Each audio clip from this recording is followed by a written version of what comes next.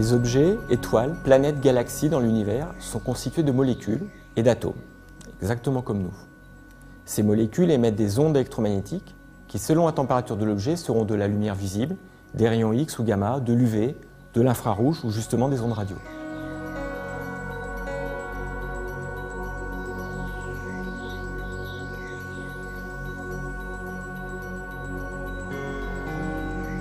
Le rayonnement émis par ces molécules et atomes ne se fait qu'à des fréquences bien déterminées.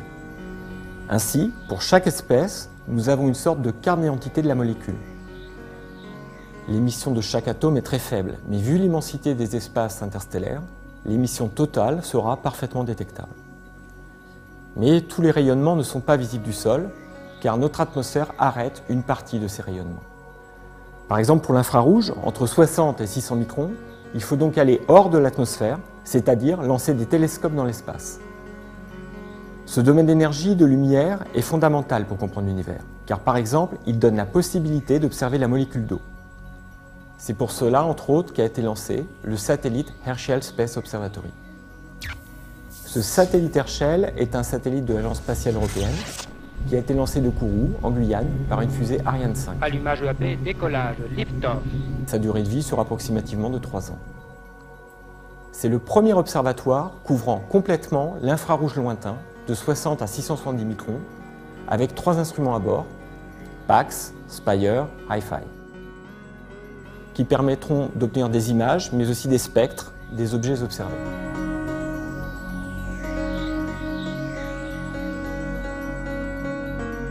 C'est le plus grand télescope jamais envoyé dans l'espace avec un miroir de 3,50 m, une hauteur de 9 mètres et un poids de plus de 3 tonnes.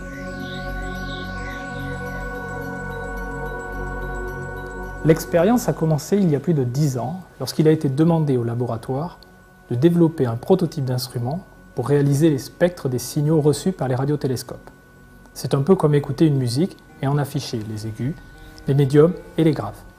Nous avons donc réalisé un prototype qui a été validé sur télescope en Espagne à 2000 mètres d'altitude. Cela a été une formidable aventure et ce succès nous a permis d'être sélectionnés par l'Agence spatiale européenne pour livrer un spectromètre pour le satellite Herschel.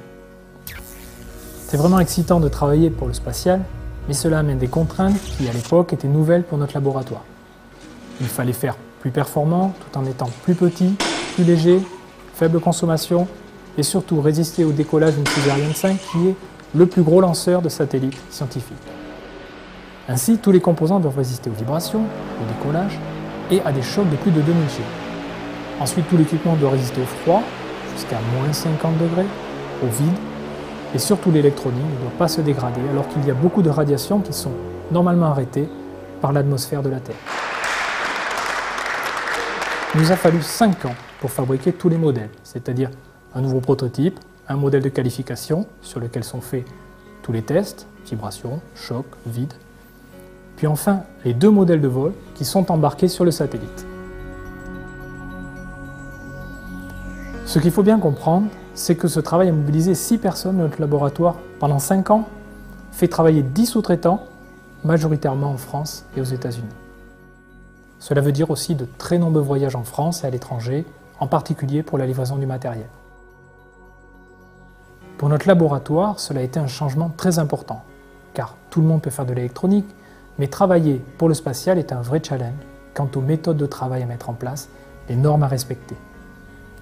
Un exemple flagrant, c'est de travailler en blouse, en gants, charlotte sur la tête, sous un plafond soufflant d'air purifié pour ne pas contaminer l'instrument, et cela pendant des mois. Il y a aussi des enjeux importants, de budget, de planning, car si vous n'êtes pas prêt, le satellite part sans vous. Au final, le satellite que nous avons fabriqué est l'instrument scientifique d'analyse le plus complexe jamais réalisé pour un satellite. Il permet d'avoir une vue d'ensemble du spectre, et l'innovation que nous avons apportée est de pouvoir faire des zooms en répartissant les 8000 canaux d'analyse. C'est comme lorsqu'on tourne le bouton de l'autoradio pour balayer les différentes stations. Ainsi, la musique des étoiles peut être analysée avec une extrême précision.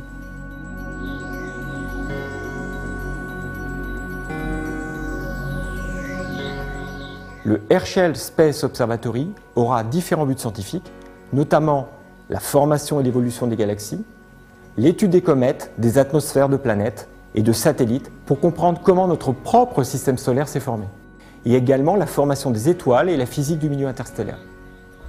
Une grosse partie du programme d'observation du satellite vise justement à mieux comprendre la formation des étoiles.